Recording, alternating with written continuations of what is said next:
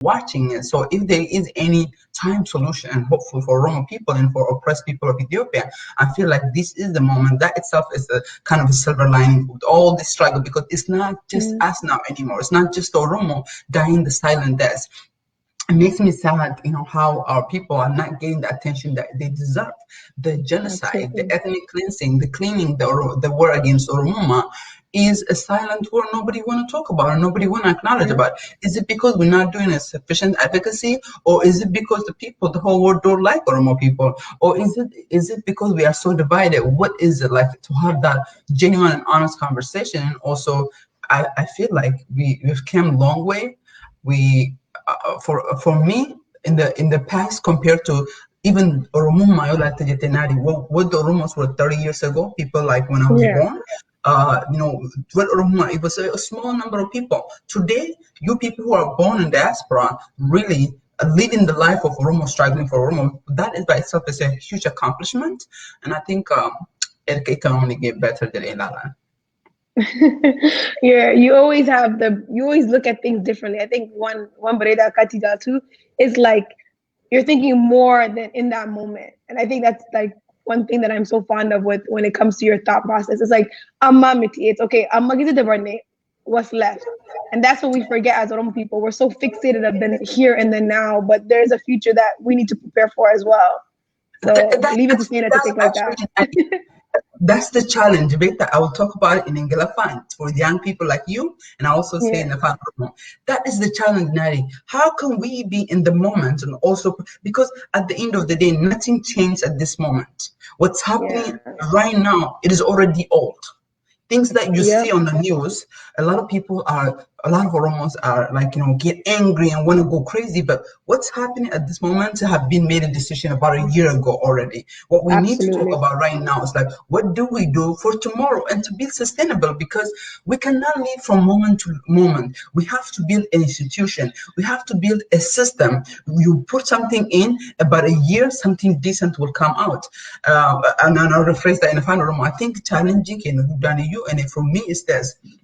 When I'm at Nadia, and I remember Gadabre in the midst of Romana Kazit Batum, Motuman America, Mesha Urana, Motumato Etiquette. Oromon is like, oh my God, I came to Kuntaja. But that decision was made a year and a half before. Sigajal Kabu to the 19th decision. So Muti had a media Rohuni. Kalendro murteeffamee jedhe si galee so har'a ijinee really it does make a difference kan nuti gochuu qabnu kan Oromoo gochuu qabu kan haaluu qabu the moment yeroon kun already is a past history wanni amma ta'aa jiru kun we really need to work on it wanti amma nu goonu har'a maal godhaa jira akka boru jijjiiruu fe'is har'a jijjiiruu hin dandeenyu har'a is already too late nu dabartee jirti taboruu laalleetiin kan biraa immoo is about sustainability nuti yeroo mara hiriira bahuu hin dandeenyu nuti yeroo mara iyyuu hin dandeenyu ijoollee teenya akkamitti pilaatfoormii dirree dimokiraasii manaa jalqabee sagalee bakka namni keenya itti argachuu danda'u sagalee keenya itti dhagahamuu danda'u akkamitti ijaarraa because irratti kaaneetiin akka mammaakni jedhu Rome is not built overnight yani miti a lot of what the West kun dubbatu Roomii tuni halkan tokkoon ijaaramne is through long time ijaaramee jedhee so akka ollaatti kan ijaaru yeroo baay'ee yaadee jedhu namni keenya dhaabboleen Oromoo waggaa 20 lafa turan kun 30 lafa turan kun bakka progressing jiraachuu qabu akka umrii keenya amsigalee 10 years ago I was very young I was very mad and radical just I want to do crazy but now I'm mature and realize but people like you who like I want to see change now and then also about disinformation dubbii kijibaa Oromoo ka walitti naqaa jiru ka Oromoo irra shakkii jiru how do we minimize xiqqeessineetiin fact based dhugaa irratti murteessu because yes, wanti hama Oromoo irratti ajira. Akkasumas immoo there is also a decent news. The fact that intalli asitti Kanaadaatti dhalatte afaan Oromoo dubbata waa'ee Oromoo irraa haasaa that by itself is accomplishment. 30 years ago, I remember Professor wajjin waltaan irra waliin galan 30 years ago dubartii takka qabna naan jedhe. Dubartii san akka waaqatti ilaallaa naan jedhe. 30 years ago there is actually even 20 or 15 years ago hin jirtu dubartii baratu. We're leading an organization was speaking with the world leader. Wahid good ajira garu amalle baay'atun wafa progressing jira. Progressi san yoo laalle jennee namni keenya hamilee argachuu qaban qofa toon ta'in empire dubbatti san keessatti amma Tigreen gubataa jirti, Somaaliin gubataa jirti, sabaa sablamni adda addaa gubataa jirti. Even warri Amaaraallee ka yeroo durii maqaa Itoophiyaa himatanii Itoophiyaa tana empire waggaa 3,000 fakkeessanii, which is very true dhugaan ala. Itoophiyaa biyya jedhamtu suni waggaa 3,000 hin jiraanne. Absiiniyaa fi Itoophiyaan amma agartuun biyya adda addaati. Biyya tokko miti sabni Oromoo seenaa san keessatti hin qabu. Dhugaa olaallee jennee maappii adda addaa olaallee. Anyway, ji'a Febraarii kan keessatti waan tokko waliin baasna akka jiru that I'm looking forward. Namni keenya silver nine ilaalee qabuun jedha garuu meekan keessatti deebi'inaadha. I think a lot of what you're saying, Amma wanted to go to it ahead do is actually leading to the live that you did yesterday with the panel of people that spoke about the different issues that are arising in Ethiopia and the different points of views from different ethnic backgrounds. So wanted to Amma Jojo to it leads a lot into one Arara Hasawa. So just to kind of leeway into that Hasawa, Akaya de Haiti, you guys had the hearing yesterday, which I thought was, you know, it was intellectual, it was profound. Akaya de one Breda has I think Ati Breda Oromo represent Gote, so Ati's got a good decision. But in your perspective, why don't you just give us overall Akaya de Haiti? How do you think it went? So what was the conversation? So maybe if anybody wants to view the live that we're talking about that Sena also was a part of, you can find it on Facebook page Kenya. You can watch it. It's like an hour and 40 minutes, louder than Desani. But Sena will give us a little bit of an overview on that, and then we'll talk about one of the Faida Isa Malo Muftate. Thank you, Nadia. I think sorry, discussion kalesuni, you know, malra arganni malture kajor. I think kalalamu abu akoromotiti ji'a Hacaaluun du'een booda hanga ji'a 11ffaatitti Oromoon sagalee guddaan dhaga'atamaa ture. Biyya san keessatti rakkoon deemaa ture. Specifically kan Oromoo target godhaa ture. Attention akkasiillee argachuu haa baatu sababa hedduutiin. Saboonni suni kaleellee tarreessee jira. Fakkeenyaaf namtichi kuni yeroo Hacaaluun du'u Nobel Prize fudhateetiin he's at the peak of his honeymoon moment. Sigalee addunyaa yeroo san salaataa fi turte. Nama kalee sana addunyaan remember Congress yoo irratti nama kana biliyeena kenninee fi akka employment hojii qabsiisu haasahaa turan. Nama sana achi fuudhanii waggaa gabaabaa kana keessatti isa himachuu, isa criticize godhuun that by itself is a major accomplishment. Of course, kun kalee waggaa dabreedha haasa'utti jirra. Deebinee resolution hearing adda addaa bahee jira. Maybe namni keenya xiqqoo akka beekuu qabu Koongiresiin Ameerikaa Oromoo fi hojjetu yookiin Amaaraa fi hojjetu yookiin Tigree fi hojjetu. Koongiresiin Ameerikaa uummata sabaaf sablammii Ameerikaa reprezentee godha. Sabaaf sablammii Ameerikaa kana keessatti Oromoon ni jirti, Amaarri ni jirti, Tigreen ni jirti, saboon Ispaanish warra adii warri kunniin martuu ni jira. So karaa ilaalcha jiraatiin kamtu dhugaadha, kamtu fair imbalance, kamtu dubbii dhugaati. Because I remember walgahii adda addaa irratti yoo nuti akkana jennee manu du'iinsa waa'ee Shaashamannee irratti yeroo baay'ee dubbadhee jira. Waa'ee Shaashamannee yoo dubbannu yeroo baay'ee miti Oromoodhaa miti akkana godhe. Oromoo miti ka Ameera ajjeese, Oromoo miti ka uummata Ortodoksii ajjeese. Nuti maatiin keenya uummata Ortodoksii keessaa qabna. Maatiin keenya amantiidhaaf nama qoodee hin beeku. Kanaafiyyuu just narrative masaniyyuu sirreessuun but that itself is a huge major victory dhan dhufe. Of course, when Oromoo irratti ta'aa jiru achi booda completely silent ta'e maal ta'e xalayaan haga baheen booda kakara rafee jirullee all of a sudden awakening ta'e Itoophiyaa durii san deebisuu waan barbaadaniif waggaa Ameerikaa keessa waggaa 50-60 jiraatan generation lammataati uummanni as keessa jiru. Nuti kalee baqataa dhufnee jenne reefi afaan caccabsataa jirra, reefi ijoollee daa'imman guddisaa jira, reefi karaa barataa jirra, reefi barataa jiru ofii kenna. Incoming kennis barlii minimum wageedha sigalee we are barlii biyya kana keessatti keessummaadha wanni nuti beeknu jiru. Saba akkanaa keessummaa ta'e yeroo jalqabaatiif uummata Afrikaa keessaa uummata Koongiresii Ameerikaa loobii godhee resolution tokko baasee dabarsee we are the first Oromootu jalqabee resolution bara 2016 kan. There is no baay'inaan uummata Afrikaa keessaa baay'inaan Ameerikaa keessa jiru uummata saba Gaanaatii fi Naayijeeriyaatu jira. Gaanaa fi Naayijeeriyaan wanta kana hin goone. Oromoo akka Itoophiyaatti uummata jalqabaati kan mootummaa Ameerikaa laabii godhee Yuurooppillee ka resolution adda addaa akka baasan kan godhe uummata Oromooti jechuudha. So by itself kalee biyya Ameerikaa kana dhufnee waggaa 20-30 kana keessa dhufneetiin sagalee keenya beeksisuun jiraachuu keenya beekuun kun iyyuu isa major accomplishment ilaala jira. Sun ammoo gahaa sun gaafii addaati gahaa miti shakkii tokko malee hin qabu. Maaliif hafneellee ka jedhu meetti dhiiseetiin ati gaafatte amma kalee ka ummariin irratti ta'e suni keessumoon irra argan gaafilee nama 64 irraa dhufe gaafii 64 dhufe jedhee from White House to State Department fi warra adda addaatu gaafilee ergee jedhee gaafileen sun ahead of time samarii jalaa dhageenyee jirra gaafiin akka dhufu ani bakki inni tirmaandhee jedhee gaafii warra paanelistiidha akka gaafannu jechuudha.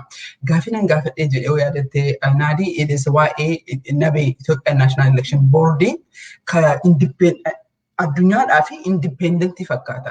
Garuu yoo laatte jette immoo kara jalaatiin directly mootummaa prime minister office wajjin dalaganiitiin haala adda addaa baasanii akka opposition party definitely injifachuu akka dandeenye injifachuu dandeesse qofa otoo hin ta'in sababa adda addaatiin keessa baasaa jiran amma odaa party jedhamu tokko mucaa jabaa tokko keessa baasaniiti isa qofa otoo hin ta'in paartiin adda addaa warra kan himachuutti jiran. Sandabireetiin ammoo Professor Dr. Maraaran akka dubbateetti akka jarri waliin geenne haala adda addaa miidhanii balleessaniitiin filannoo kana keessa akka bahaniif karaa tolchaafii jiran. Karaa kaaniin olaatte jette ammoo paartii PP seeraan mala paartii garmaahee jedhee akka filannoof dhiyaatu nabeen karaa bal'iseefii jira.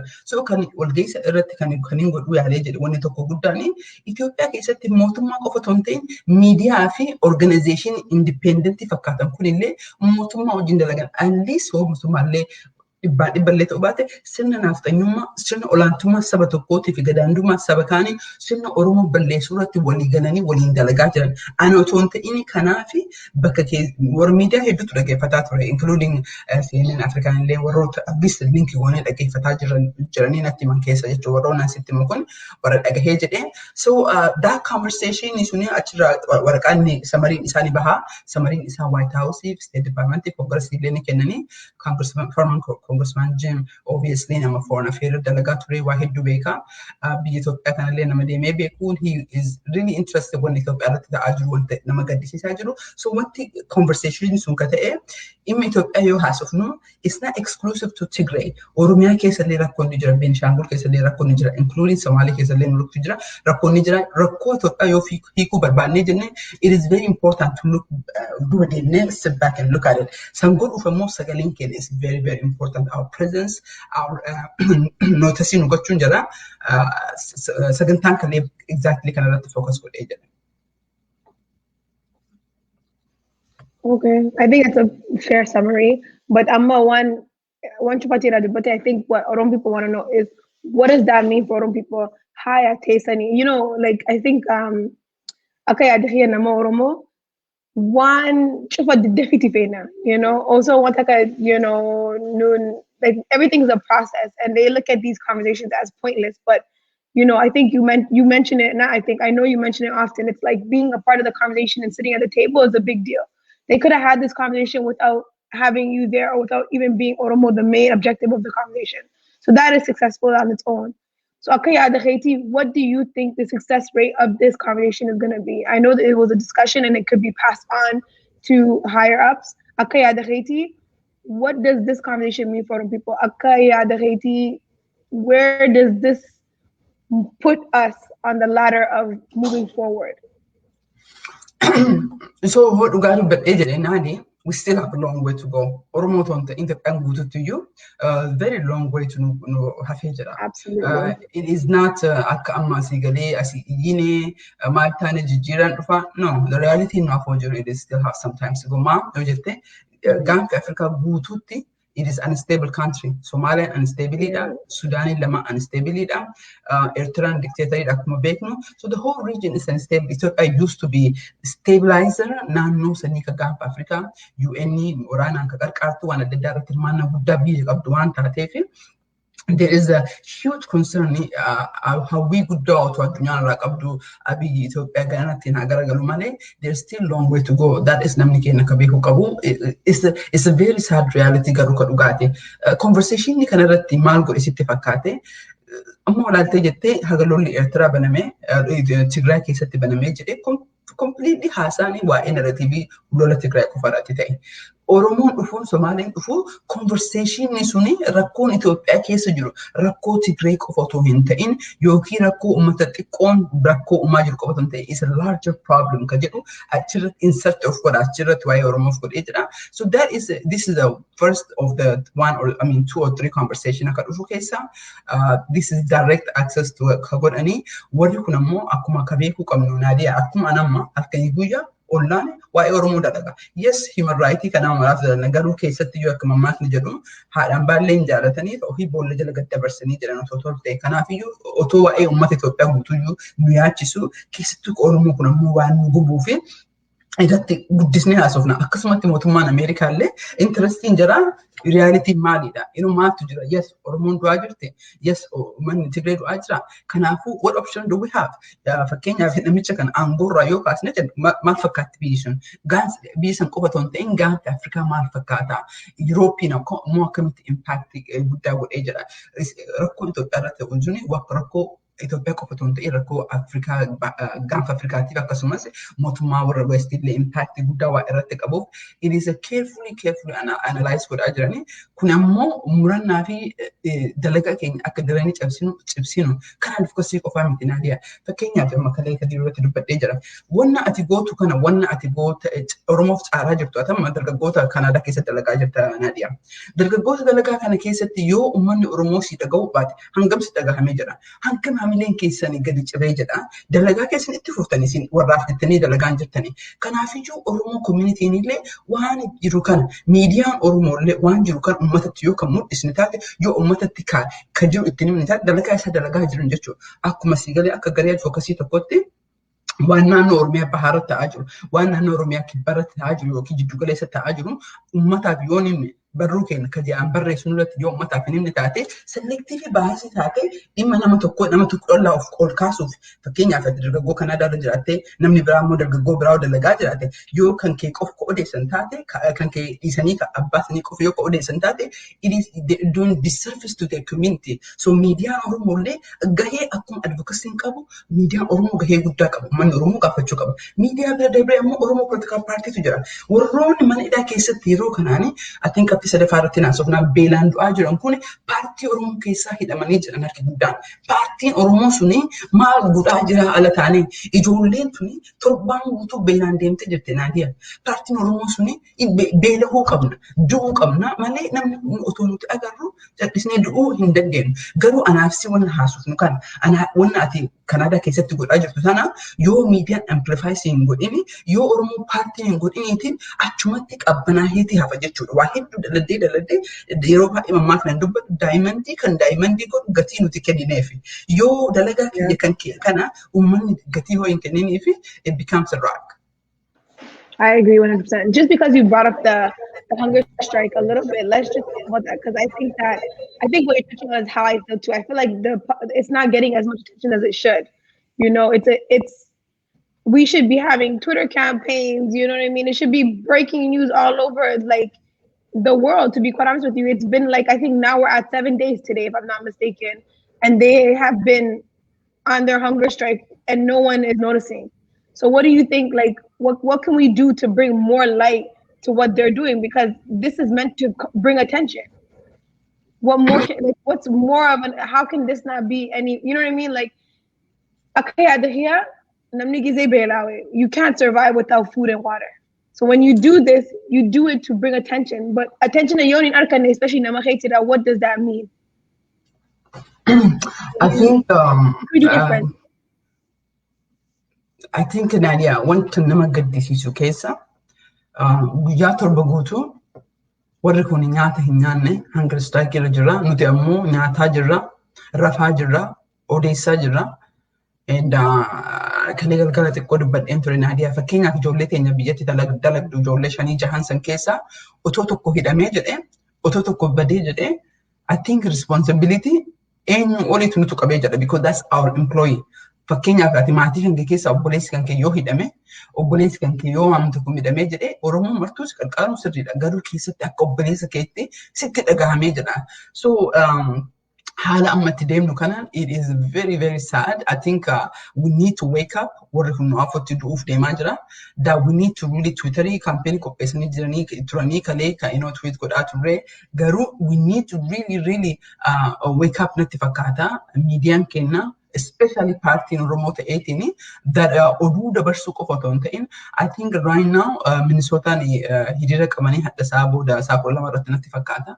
Every community yookiin hiriira yoo hin qabaatin illee sagantaa adda addaa baafataniitiin directly congressii ofii qunnamaniitiin they have to push it. At the end of the day ila bakka kanarratti I think commentii namaa dubbiseen ture. Nuti warri diaspora what we can do is very limited. Sagalee dhageessisuu dandeenya. Waan deemuu dhageessisuu. The people on the ground are still the shakers and the movers. Namni keenya kuni yoo Jawaar Faati dhugumaaf Oromoof du'aa jiraatan, yoo Baqqalaan Faati dhugumaaf dhukkubaaf Oromoof jecha of saaxilaa jiraatanii, yoo dubbiin kun ka garaa nama nyaatu taate warri lafa jiru and I absolutely urge them because miidiyaadhaan wal ta'anii NGO adda addaatiin wal ta'anii including akka nabeetiin wal ta'aniitiin akka miidiyaan Itoophiyaa keessatti nama akka Jawaar nama akka Baqqalaa guyyaa torba guutuu hunger strike irra ta'e nobody is speaking about it. Nobody. We are the only at least akka miidiyaa irratti argeetti dogongoruu hin danda'a. We are the one of the people who put out the press statement kan Oromoo kan ta'in jechuudha. Miidiyaan ka baasee jedhe akka miidiyaa lama sadii ka Ameerikaa keessatti baasee jedhe. Garuu that is not sufficient. These people already dhukkubaaf saaxilamanii jiranii guyyaa lama sadiin booda qaamni namaa hin jijjiiramee jedha si galee laafuu qofa otoo hin ta'in uummanni kun utuma dabranillee so kanaaf otoo fayyaa utuma gaaffileen deebi'an sun iyyuu deebi'anii uummata nyaatattuu deebi'anii jiranii they already have exposed to certain disease.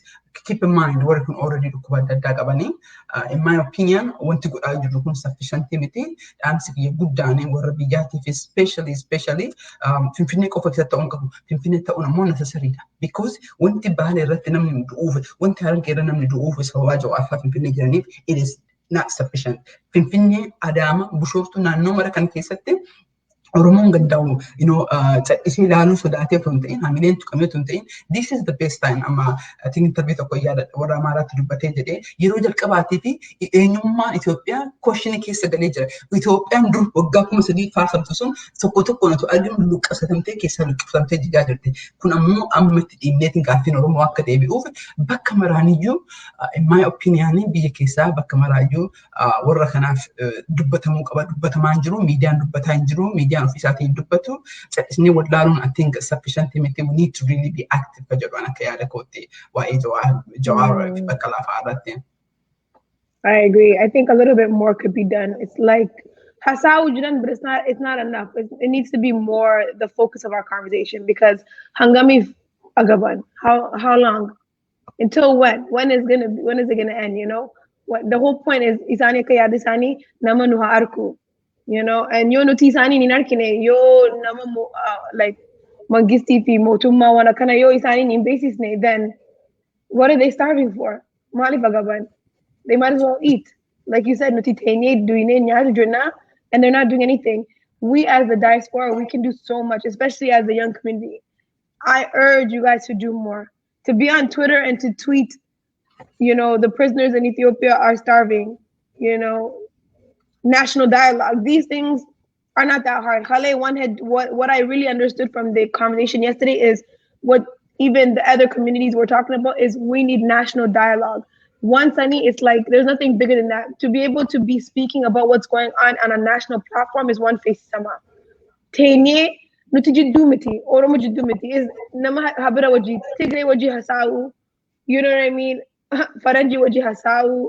China would just out never better would just out because the way we're gonna find our solution has do. The more people that are talking about Nama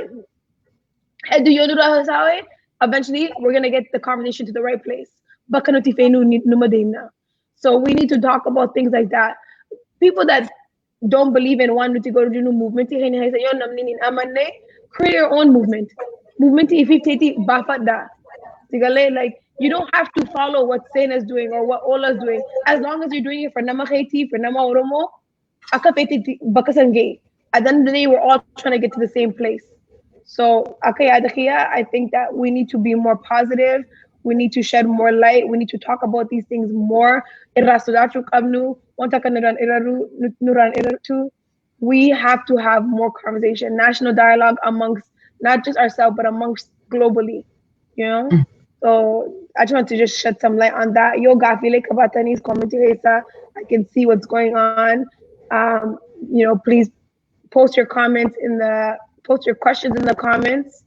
And then of course, Dana and myself, Debisa Isinikona, Gafile Yo Kabatan, commentary in Ohio. Time Tikotaka Kabna, we will open it up for Gafi, Yo Gafi Kabatan. Let me haga gaafii dubbistuuf Nadia, I wanted to say one tokko uummata keenyaaf ka dhaggeeffataa jiruu fi there is this fake hope ka opinion akka waan PP Amaaraatti wal lolte fakkeessite opinion dubbii kijibaatiin Oromoo joan jessutti jirti sigalee xiqqoo Oromoon bara otoo opinion bira dhaabbatee jedhee Oromoon bara otoo Abiyyiin bira dhaabbatee jira kan jedhu there is a hoppii kijibaa tokkotu jira tokko irratti lammata irratti immoo kan inni keenya hedduu beekuu qabu. Listen, biyya ala duratti illee dubbadhee jira. As biyya alaa teenyatiin aangoon jijjiirru tokko hin jiru. Warra biyyaatti jijjiiruu danda'a. Warra biyyaatiif ammoo hoonuti hin jiraatin warri akka yeroo warra biyya Siiriyaa tana keessatti mootummaan balleessuu danda'a. Akka mootummaan balleessine ka godhaa jiru, ka sagaleetti godhaa jiru nuti warra biyya alaati. Biyya alaa immoo kophaa isaatiitti lafee dugdaati miti. Biyya alaa beesii miti. Kanaafiyyuu warra biyya keessaa dhaaluu qaba. Warra biyya keessaa keessa immoo opinion bira warra jiranii opinion mataa isaaniitti qoodamanii jiranii gariin sigalee olaantummaa nama tokko fudhataniitiin Itoophiyaa durii sana haa deebituuf qaceetu jira.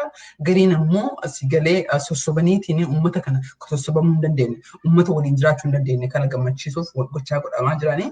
Kana keessatti mee xiqqootu obsinee, mee xiqqootu aangoo kennee haganaa ol kennuu hin dandeenyu. Oromoo lola hin taane, Oromoo hinjifatee kan dhufee hadhasi nu deebisee jedhe Abiyyi.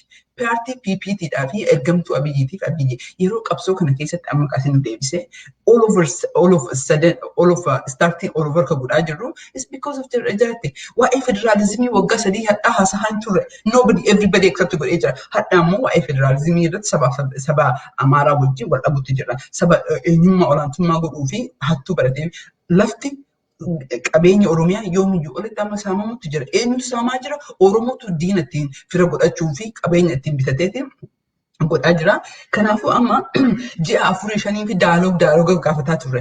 Amma addunyaan iyyuu daaloog jedhaa jirti. So gara sanii olaalte isa injifannaadha. Injifannoo keenya recognize yoo hin godhini that we always gonna feel like a loser. For ji'a 5 fi daaloog jedhaa turre. Amma addunyaan warra Tigreellee warra Somaaliillee daaloog jedhaa jira. I think that by itself is a major accomplishment. Daaloog san keessa make sure that eetini once for all gaafiin Oromoo deebi'eetiin Oromoon tasgabbaa'ee akkanamaa jiraachuu qaba jedha. I think gaafii tokko Yes.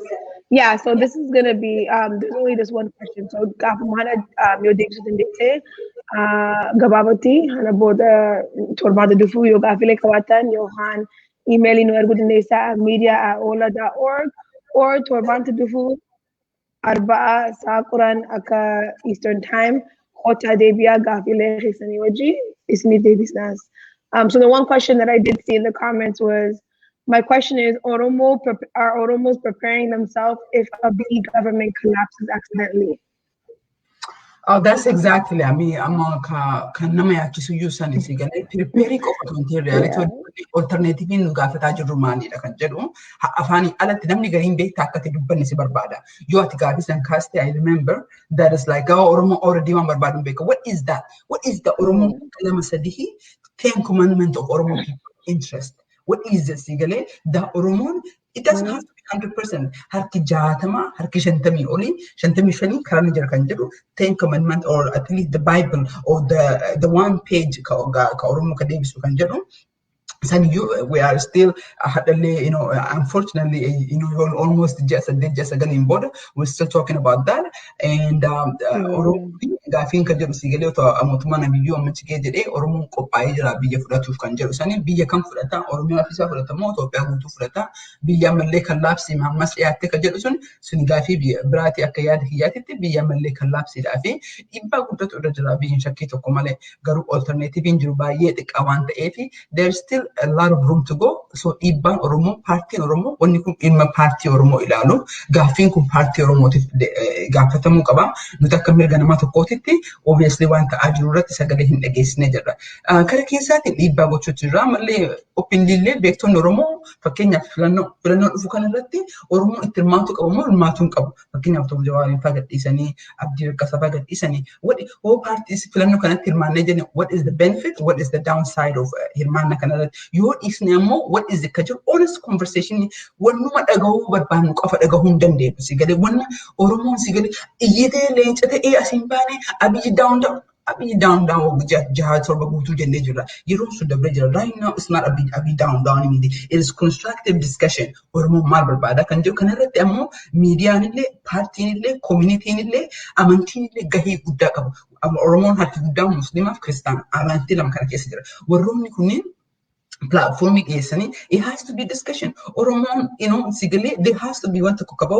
Nuti akka dhaaba ollaa tokkotti beektota adda addaa wajjin dalagneetiin yeroo gabaabaa keessatti something waan akkasiin hin baaka jedhu at least early discussion fixannee jirra. So we'll give an update asumarratti hin dhaabee jedhasanii naani. Okay. Gaaffii biraas waan harkanne. So for now, like I said, yoo gaaffii qabaatan media@ola.org. Achitti nu ergaa. Yoo achitti erguu feene torbaan dhufuu sa'a hanaa sa'a kudhan arbaa anaa fi seenaa suma isin teenye seekna. Hanga torbaan dhuftu walitti deebina. Guyyaa gaarii seenaa. It was a pleasure having you once again. Galatoomii nu wajjin ta'uu. Galatoomii. Nageetti.